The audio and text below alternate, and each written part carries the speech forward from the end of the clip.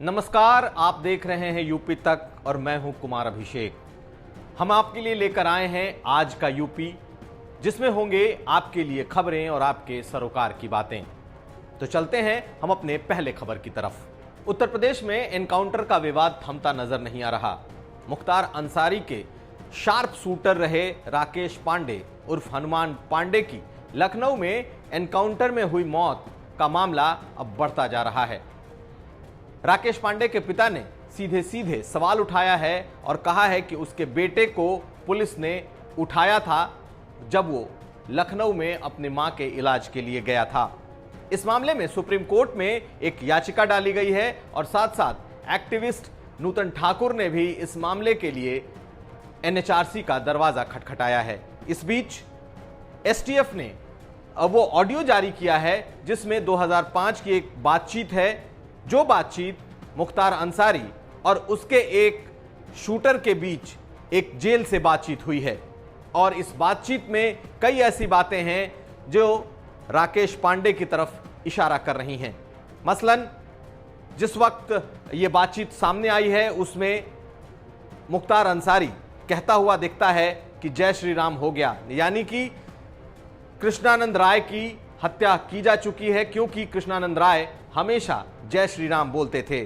साथ साथ उसमें चुटिया काट कर लाने की भी बात सुनाई दे रही है। एसटीएफ के आईजी ने आज साफ तौर पर कहा कि उनके पिता से उनकी हमदर्दी है, लेकिन राकेश पांडे भले ही इस मामले में बरी हो चुका हो, लेकिन उस पर मामले लगातार चल रहे थे और यह मामला ऊपरी कोर्ट में भी था। साथ साथ वो लगातार मुख्तार अंसारी के टच में था। कई बार वो राजस्थान जाकर मिल चुका था और पिछले कुछ महीनों से उसकी गतिविधियां काफी बढ़ी हुई थीं। कुल मिलाकर इस पूरे मामले में भले ही सवाल उठ रहे हों, लेकिन जो क्रिमिनल्स हैं उनके खिलाफ सरकार की जो एनकाउंटर की नीति है वो रुकती नहीं दिखाई दे रही। हम चलते हैं अपनी अगली खबर की तरफ। एक तरफ एनकाउंटर को लेकर राजनीति शुरू है तो दूसरी तरफ ब्राह्मणों की पॉलिटिक्स पर भी इस वक्त सियासी जंग छिड़ी हुई है। मायावती ने आज एक बार फिर ट्वीट कर कहा कि वो समाजवादी पार्टी से बड़ी भगवान परशुराम की मूर्ति लगाएंगी। आपको याद दिला दें कि समाजवादी पार्टी पहले ही कह चुकी है कि वो उत्तर प्रदेश में जगह जगह पर भगवान परशुराम की मूर्ति लगाएगी। मायावती ने रविवार को बाकायदा एक प्रेस कॉन्फ्रेंस करके कहा था कि उन्होंने महापुरुषों और जातियों के जो बड़े नेता और महापुरुष रहे हैं उनके नाम पर वो पहले से ही बड़े बड़े पार्कों का, सड़कों का, शहरों का नाम करती आई है और अगर उनकी सरकार आती है तो लखनऊ और उत्तर प्रदेश में बड़ी बड़ी मूर्तियां लगाई जाएंगी। कुल मिलाकर ये सब कुछ ब्राह्मण वोट बैंक को देख करके हो रहा है, क्योंकि सबको लगता है कि 2022 में ये वोट वर्ग सबसे ज्यादा वल्नरेबल होगा, यानी कि सबसे ज्यादा नजरें इस पर तमाम सियासी दलों की टिकी हुई हैं। जिस तरीके से मायावती और अखिलेश यादव एक के बाद एक ब्राह्मणों को लुभाने में लगे हैं, साफ तौर पर यह देखकर माना जा सकता है कि आने वाले वक्त में ब्राह्मण वोट बैंक, इन तमाम चीजों पर सियासत तेज होने वाली है, बढ़ने वाली है। खुलकर मायावती न सिर्फ प्रेस कॉन्फ्रेंस कर रही हैं, बल्कि एक के बाद एक उन्होंने ट्वीट भी किया है। 2007 में दलित ब्राह्मण फॉर्मूले पर मायावती ने अपनी सरकार बनाई थी, तो 2012 में जब अखिलेश यादव सत्ता में लौटे थे तो उन्होंने परशुराम जयंती पर छुट्टियां घोषित की थी। कुल मिलाकर इस वक्त एक माहौल इस तरीके का बन रहा है कि शायद सवर्णों का एक वर्ग और खासकर ब्राह्मण वर्ग सरकार से नाराज है और जिसे लुभाने की कोशिश तमाम पार्टियां कर रही हैं, और उसमें परशुराम की मूर्ति इस वक्त सबसे बड़ा सियासी कार्ड के तौर पर सामने आया है। अब देखना यह है कि बीजेपी जब राम की राह चल पड़ी है तो क्या दूसरी पार्टियां परशुराम की राह चलकर उन्हें टक्कर दे पाती हैं या नहीं। हम चलते हैं अपनी अगली खबर की तरफ। अखिलेश यादव ने आज योगी सरकार के तबादला नीति और एनकाउंटर दोनों पर एक साथ सवाल उठाए हैं। अखिलेश यादव ने ट्वीट कर इसे अपरिपक्व और असंवेदनशील कदम करार दिया है, जिसमें योगी सरकार ने 100 से ज्यादा डिप्टी एसपी का तबादला अचानक किया है।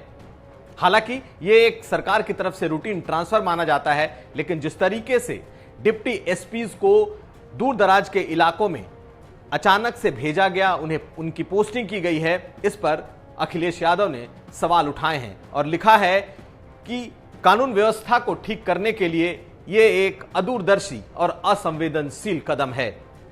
अखिलेश ने यह भी कहा कि एनकाउंटर की पॉलिसी कभी भी कानून व्यवस्था के लिए कारगर नहीं हो सकती और जिस तरीके से एनकाउंटर और तबादले की नीति चल रही है, उससे उत्तर प्रदेश के कानून व्यवस्था को कोई फायदा नहीं होने जा रहा।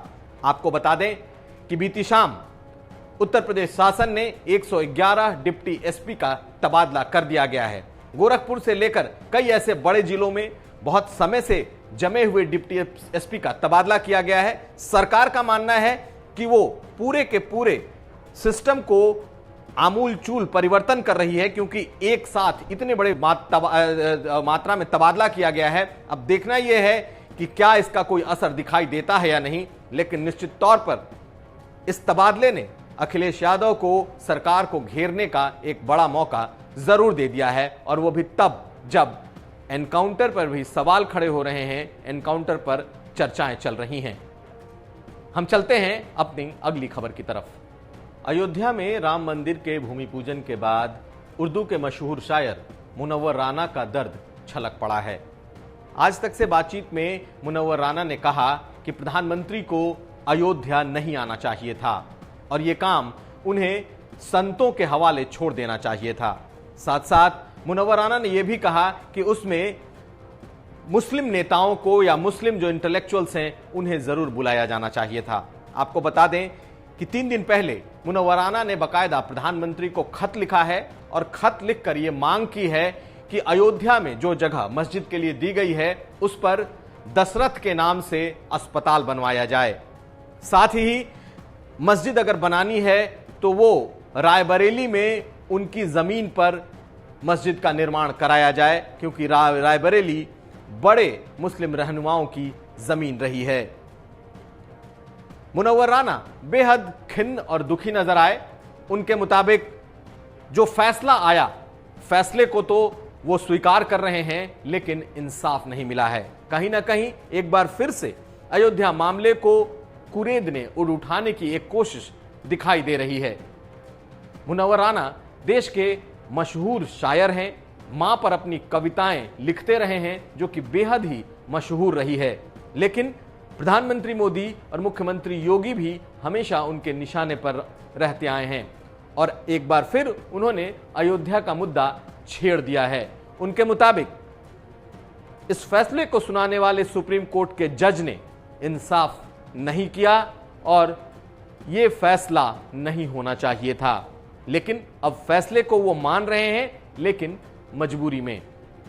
बता दें कि जिस तरीके से मुनव्वर राना ने कहा, उसके बाद इसकी प्रतिक्रिया सरकार की तरफ से भी आई और सरकार के अल्पसंख्यक मामलों के मंत्री मोहसिन रजा ने साफ तौर पर कहा कि मुनव्वर राना तब कहां थे जब सुप्रीम कोर्ट ने आपसी सुलह मशवरे के बाद एक फॉर्मूला निकालने को कहा था। मुनव्वर राना जैसे लोग तब कहां थे जब दोनों समुदायों को बैठकर, दोनों तरफ के नेताओं को बैठ करके इसके एक हल लाने को कहा था। मोहसिन रजा ने यह भी कहा कि ये वही लोग हैं जब इस मामले की सुनवाई सुप्रीम कोर्ट में चल रही थी तो साफ कह रहे थे कि सिर्फ और सिर्फ कोर्ट का ही आदेश मानेंगे, और जब कोर्ट ने फैसला दे दिया तो वो सवाल क्यों उठा रहे हैं। कुल मिलाकर एक बात साफ है कि भले ही राम के मंदिर की शुरुआत अयोध्या में हो चुकी हो, लेकिन इस पर सियासत रुकने और थमने का नाम नहीं ले रहा। हम बढ़ते हैं अपने अगली खबर की तरफ। यूपी के उप मुख्यमंत्री दिनेश शर्मा आज अचानक से बीमार पड़ गए। आगरा के सर्किट हाउस में जब वो समीक्षा बैठक ले रहे थे तभी उनकी तबीयत खराब हो गई। उनके नाक से खून आने लगा। हालांकि वो कुछ देर के लिए संभले, लेकिन मीटिंग उन्होंने जारी रखी। कुछ मिनटों के बाद दोबारा से नाक में खून आया तो डॉक्टर को बुलाना पड़ा। डॉक्टर ने देखकर उन्हें दवाइयां दी और यह बताया कि शायद गर्मी की वजह से उन्हें यह परेशानी हुई है। दिनेश शर्मा ने इसके बाद अपनी मीटिंग जारी रखी और वो आगरा के सर्किट हाउस में समीक्षा बैठक लगातार करते रहे। दिनेश शर्मा आगरा के प्रभारी मंत्री भी हैं और लगातार समीक्षाएं करते रहते हैं, लेकिन आज मीटिंग के दौरान उनकी तबीयत खराब हुई थी। हालांकि इस वक्त वो स्वस्थ हैं और मीटिंग खत्म होने के बाद वो वापस लखनऊ के लिए आ रहे हैं। कुल मिलाकर तबीयत खराब होने, नाक से खून गिरने के बावजूद भी उन्होंने अपनी मीटिंग पूरी की है। बढ़ते हैं, उत्तर प्रदेश में कोरोना का संकट लगातार गहराता जा रहा है। मरीजों की तादाद में लगातार इजाफा होना जारी है। हाल में हुए एक सर्वे के मुताबिक अभी तक युवाओं में यह संक्रमण सबसे ज्यादा है। जो बुजुर्ग और बच्चे हैं उनसे कई गुना ज्यादा संक्रमण 20 से 40 साल के उम्र के लोगों में देखा गया है और 40 से 60 तक के लोगों के उम्र में। 60 से ज्यादा उम्र के लोग फिलहाल कम संक्रमित हैं, बच्चे कम संक्रमित हैं, लेकिन युवाओं में यह संक्रमण सबसे ज्यादा है। यह माना जा सकता है कि बुजुर्गों और बच्चों को बचाने की जो अपील सरकार ने की थी वो रंग ला रहा है, वो दिखाई तो दे रहा है, लेकिन बुजुर्गों से 5 गुना ज्यादा संक्रमण युवाओं में इस वक्त दिखाई दे रहा है। तो ये खबरें थी उत्तर प्रदेश से यूपी तक के लिए। हम फिर हाजिर होंगे आज का यूपी लेकर यूपी तक पर। तब तक आप देखते रहिए यूपी तक।